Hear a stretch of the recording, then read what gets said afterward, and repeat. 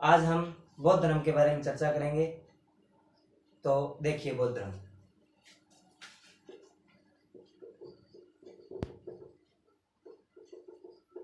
बौद्ध धर्म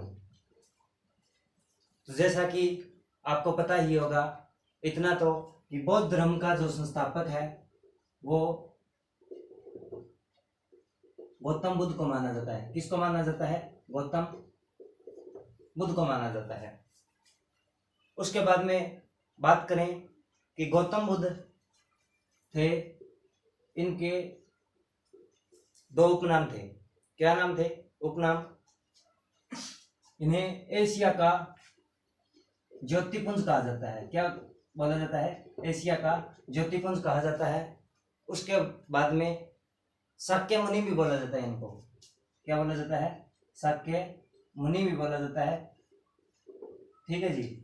उसके बाद में बात करते हैं हम कि बौद्ध धर्म के संस्थापक गौतम बुद्ध के जन्म की। तो गौतम बुद्ध का जन्म 563 बीसी में होता है। बीसी का आपको मैंने बता ही दिया था कि बीसी का मतलब होता है ईसा पूर्व, यानी ईसा मसीह के जन्म से पूर्व। उसके बाद में चर्चा करते हैं हम गौतम बुद्ध के जन्म की। तो 563 ईसा पूर्व हुआ था। और ये कहाँ हुआ था जी? ये हुआ था जी लुम्बिनी में, कपिल वस्तु लुम्बिनी में इनका जन्म होता है।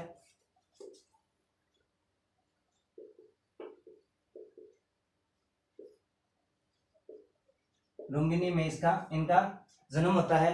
उसके बाद में जन्म के 7वें दिन इनकी माता की मृत्यु हो जाती है। किनकी माता की? गौतम बुद्ध की माता की। तो गौतम बुद्ध की माता का नाम क्या था? इनकी माता का नाम था जी महामाया। क्या नाम था? महामाया। और इनके पिता का नाम था, इनकी माता का नाम था महामाया और सुधोधन इनके पिता का नाम था। ठीक है जी।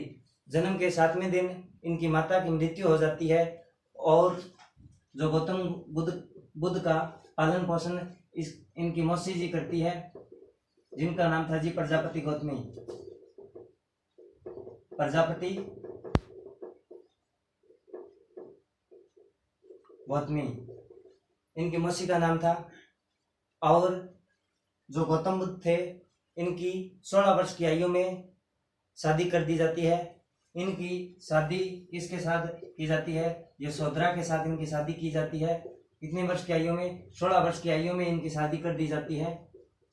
और यशोधरा और गौतम बुद्ध से एक पुत्र की प्राप्ति होती है, जिसका नाम क्या नाम था जी? राहुल था। और गौतम बुद्ध के जो सारथी थे उनका नाम था जी चना। और उनके घोड़े का नाम था जी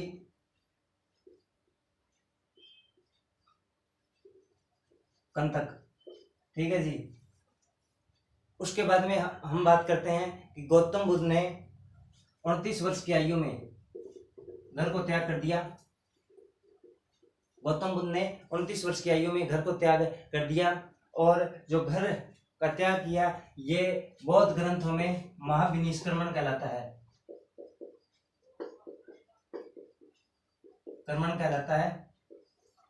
और 29 वर्ष की आयु में इन्होंने अपना घर त्याग कर दिया। और घर त्याग करने के पीछे कारण था, क्या कारण था? इन्होंने 4 दृश्य देखे थे। कौन से 4 दृश्य? एक बूढ़ा व्यक्ति देखा था। ठीक है। उसके बाद में बात करें तो इन्होंने बीमार व्यक्ति देखा था। और एक शव देखा था। शव का मतलब होता है जो इतिहास की लैंग्वेज में जो मृत्यु को प्राप्त हो जाता है और उसका जो बचा हुआ शरीर रह जाता है, यानी आत्मा भगवान के पास चली जाती है और जो बचा हुआ शरीर होता है उसको शव बोलते हैं। उसके बाद में बात करते हैं कि इन्होंने और क्या देखा था। इन्होंने एक दृश्य और देखा था, भिक्षु। 4 दृश्य देखे। 4 दृश्यों में इन्होंने पाया कि जो भिक्षु है वो संसारिक जीवन में अच्छे तरीके से जीवन यापन कर रहा है। तो इन्होंने 29 वर्ष की आयु में घर त्याग कर दिया। और 29 वर्ष की आयु में घर त्याग कर दिया, वो जो घटना है वो महाविनिष्क्रमण कहलाती है। और इन्होंने क्या काम किया कि 6 वर्ष की कठिन तपस्या के बाद 6 वर्ष की कठिन तपस्या के बाद 35 वर्ष की आयु में ज्ञान की प्राप्ति हुई। तो ज्ञान की प्राप्ति हुई तो ज्ञान किससे मिलता है? गुरु से मिलता है। गुरु का क्या नाम था जी? गुरु का नाम था अलार कलाम। इनके गुरु का नाम था और इनको 35 वर्ष की आयु में ज्ञान की प्राप्ति हो जाती है। और जो ज्ञान की प्राप्ति है वो बौद्ध धर्म में क्या कहलाती है? ज्ञान की प्राप्ति क्या कहलाती है? ज्ञान की प्राप्ति कहलाती है जी निवारण कहलाती है। और बात करें कि 35 वर्ष की आयु में इन्हें ज्ञान की प्राप्ति हुई, तो ज्ञान की प्राप्ति कहाँ हुई?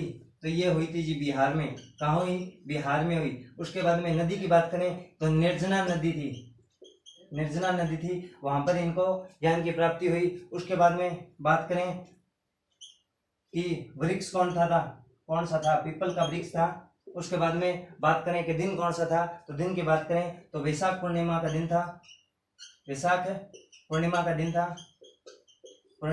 था।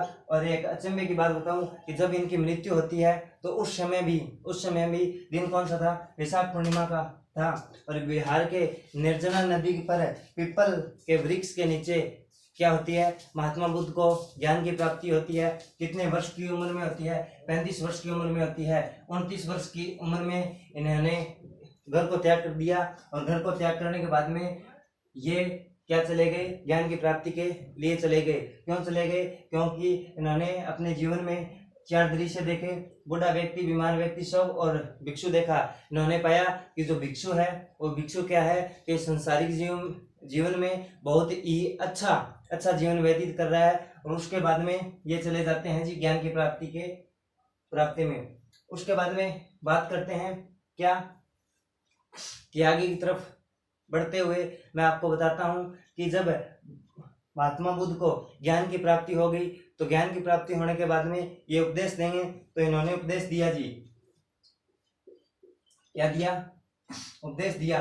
और उपदेश कौन सी भाषा में दिया? पहली बात तो भाषा में कौन सी में दिया? तो पाली भाषा में दिया। और कहाँ दिया जी? सबसे पहले उपदेश सारनाथ में दिया। कहाँ दिया जी? सारनाथ में दिया। उसके बाद में बात करते हैं कि सबसे ज्यादा उपदेश श्रावस्ती में दिए। किसने? महात्मा बुद्ध ने श्रावस्ती में सबसे ज्यादा उपदेश दिए। और श्रावस्ती की जो राजधानी थी वो कौशला थी। क्या थी जी?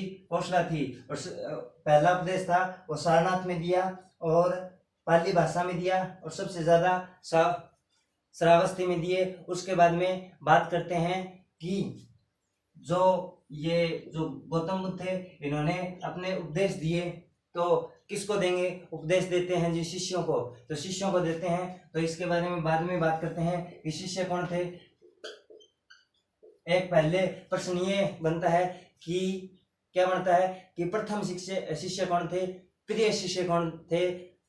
तो शिष्य की बात करूं तो प्रथम शिष्य की बात करते हैं। तो प्रथम शिष्य थे तपसु और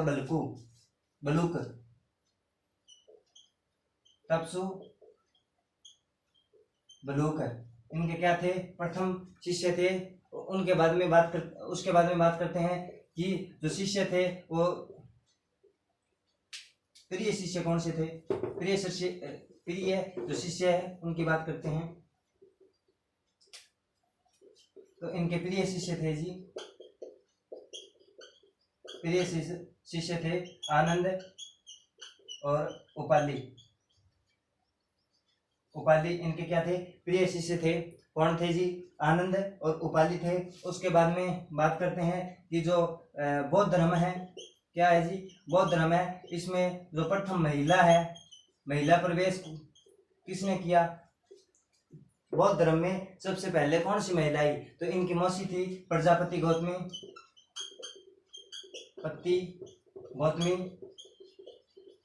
थी। ये क्या आई? सबसे पहले बौद्ध धर्म में आने वाली महिला थी।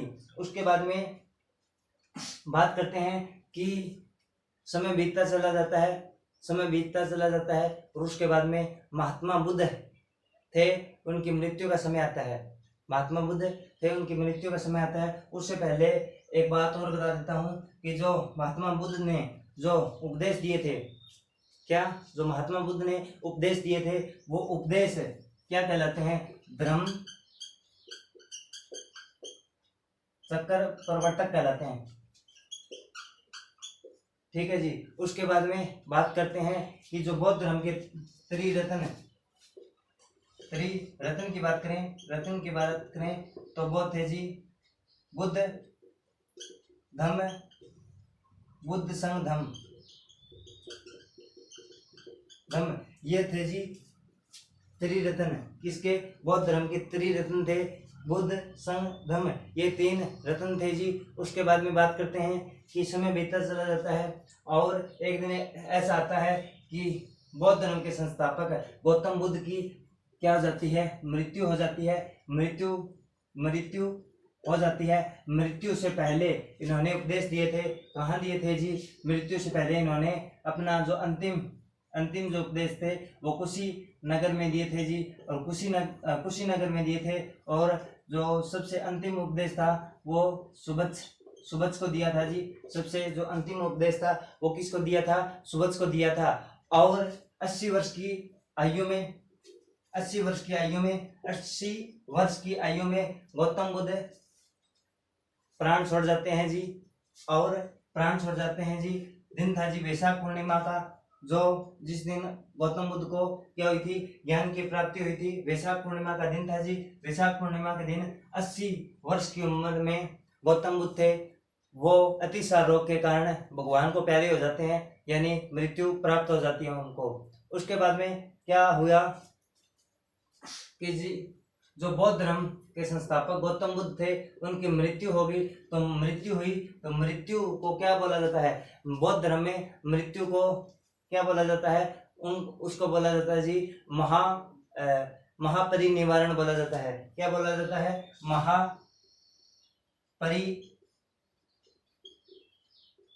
महापरिनिर्वाण बोला जाता है। गौतम बुद्ध की जब मृत्यु हुई तो उनकी मृत्यु को बौद्ध धर्म में क्या बोला जाता है? महापरिनिर्वाण बोला जाता है। उसके बाद में आगे की कड़ी को प्रारंभ करते हुए हम आपको बताएंगे कि मृत्यु के बाद में जो इनका शरीर था, इनके शरीर को 8 स्तूपों में विभाजित कर दिया गया। कितने स्तूपों में विभाजित कर दिया गया? 8 स्तूपों में विभाजित कर दिया गया। और अजातशत्रु ने इन स्तूपों का निर्माण करवाया।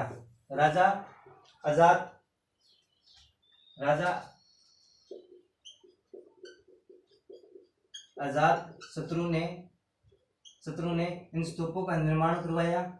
और जब इनकी मृत्यु होती है तो वो महापरिनिर्वाण कहलाता है। इनकी मृत्यु होती है जी 483 BC, यानी ईसा पूर्व इनकी मृत्यु हो जाती है। और मृत्यु की घटना क्या कहलाती है? महापरिनिर्वाण कहलाती है जी। घर त्याग किया था वो घटना क्या कहलाती है? महाविनिष्क्रमण कहलाती है। ज्ञान की प्राप्ति हुई वो क्या कहलाती है? निवारण कहलाती है। उसके बाद में चर्चा कर लेते हैं 8 स्तूपों में राजा अजातशत्रु ने स्तूपों का निर्माण करवाया। और बौद्ध धर्म से 4 संगीतियों के बारे में पढ़ेंगे। बौद्ध धर्म की 4 संगीतियां हुई थी। तो पहली संगीति की बात करूं तो स्थान था जी, यहाँ स्थान लिखूंगा, यहाँ स्थान था जी राजगृह। और राजा की बात करें तो अजातशत्रु था जी राजा। ठीक है जी।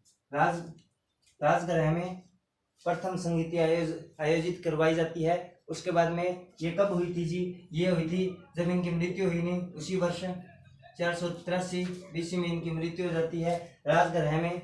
और अजात जो शत्रु थे उनके शासनकाल में ये संगीतियां हुई थी। उसके बाद में जो इसका अध्यक्ष था वो था जी महाकश्यप वो अध्यक्ष था। उसके बाद में जो दूसरी, ये पहली संगीति थी। दूसरी संगीति 383 BC ईसा पूर्व होती है। यदि स्थान की बात करूं तो वो स्थान की बात की जाए तो वो था जी वैशाली। और राजा की बात की जाए तो राजा थे जी, कौन थे राजा? राजा थे कालाशोक। ये जो अजात शत्रु है ये हर्यक वंश के थे, और जो कालाशोक है वो शिशुनाग वंश के थे। कालाशोक राजा थे, ठीक है, कालाशोक राजा थे। और दूसरी संगीति कब होती है? 383 BC होती है, वैसाखी में होती है, और कालाशोक इसके क्या थे? राजा थे, ठीक है। उसके बाद में बात करते हैं तीसरी संगीति की। तो तीसरी संगीति होती है जी 251 BC में, और राजा जो ये स्थान था ये पाटलिपुत्र था, पाटलिपुत्र था। और राजा थे जी अशोक, मौर्य वंश के थे जी, ये मौर्य वंश के थे। ये कालाशोक शिशुनाग वंश के थे। अजात शत्रु थे वो क्या थे? ये अजात शत्रु थे वो हर्यक वंश के राजा थे। उसके बाद में बात करें कि 251 में जो संगीति हुई थी इसका मोगलीपुत्र,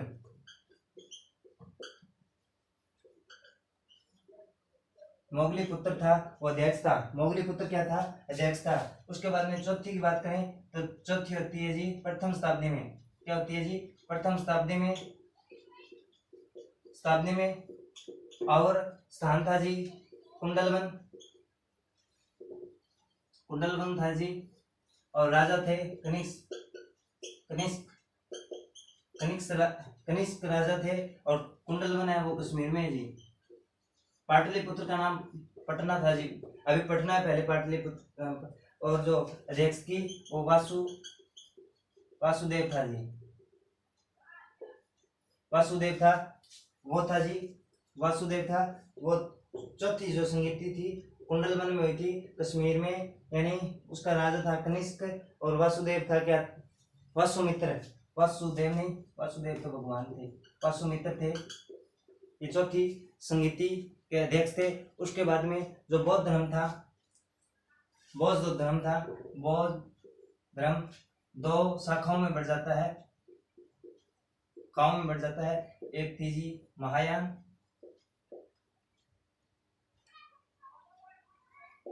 एक थी जी हीनयान,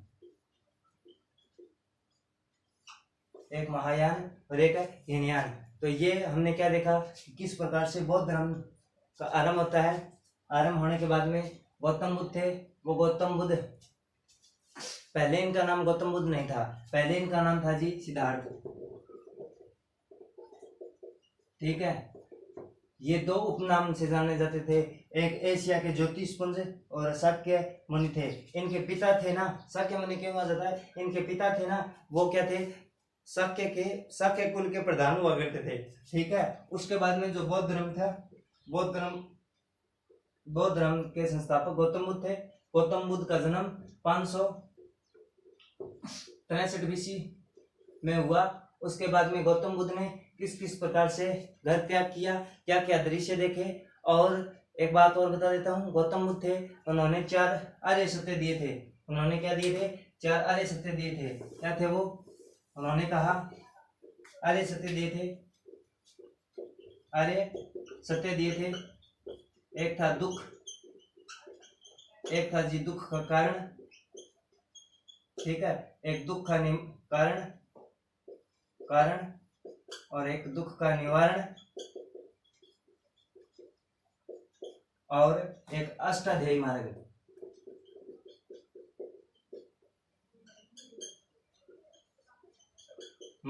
ये 4 आर्य सत्य दिए थे गौतम बुद्ध ने। और उसके बाद में बात करें जो बौद्ध धर्म का जो प्रमुख केंद्र था वो था जी मगध। और बात करें हरियाणा के लेवल की तो शुद्ध जगाधरी में है। जगाधरी कहाँ पे है जी? यमुनानगर में है, यमुनानगर में है। ये हरियाणा राज्य है, हरियाणा जो राज्य है उसके संदर्भ में देखे तो शुद्ध जगाधरी था। पूरे इंडिया के लेवल पर देखे तो मगध था, वो क्या था? बौद्ध धर्म का केंद्र था। उसके बाद में बात करते हैं जी कि हमने क्या पढ़ा आज, बौद्ध धर्म के बारे में पढ़ा कि किस प्रकार से महात्मा बुद्ध थे, ठीक है।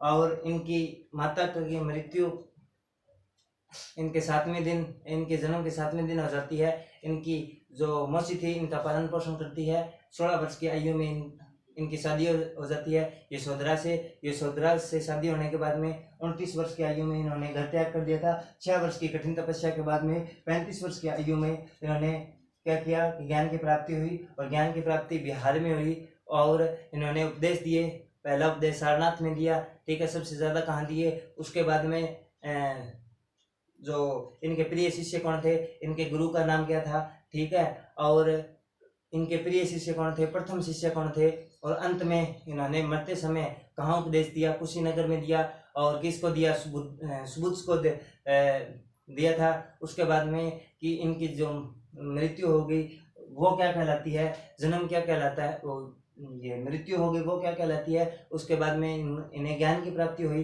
वो क्या कहलाती है, ठीक है। तो जन्म जो ज्ञान की प्राप्ति हुई तो निवारण कहलाती है। जो महाविनिष्क्रमण घर को त्याग कर दिया था, इसलिए महाविनिष्क्रमण कहा जाता है बौद्ध ग्रंथों में। उसके बाद में जो निवारण ज्ञान की प्राप्ति, महापरिनिवारण मृत्यु को प्राप्त होने के बाद में, और धर्मचक्र परिवर्तन प्रथम जो उपदेश दिया था उसको धर्मचक्र प्रवर्तक बोला जाता है। और सबसे ज्यादा उपदेश कहाँ दिए थे, ठीक है। ये सारी की सारी बातें हैं, ये आपको इस वीडियो के माध्यम से आपको प्रोवाइड करवाई जा रही है। तो देखते रहिए प्रदीप जीएस रिसर्च सेंटर और बने रहिए हमारे साथ। इसी के साथ आगे हम HRGK के वन्य जीव अभ्यारण्य और उसके साथ यूएनओ टॉपिक डिस्कस करेंगे कल नेक्स्ट वीडियो में। तो साथ जुड़ने के लिए धन्यवाद। जय हिंद, जय भारत, धन्यवाद।